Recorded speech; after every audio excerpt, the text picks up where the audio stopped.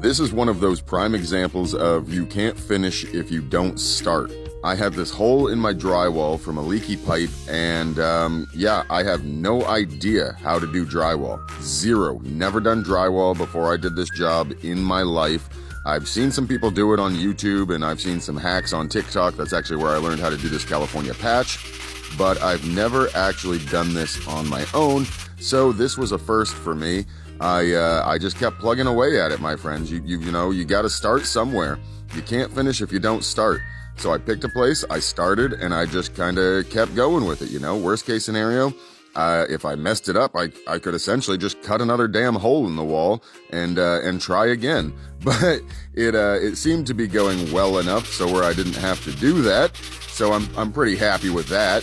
But you know what I mean? You gotta try, my friends. You gotta give it that good old college dropout try, and put your blood, sweat, and tears into it.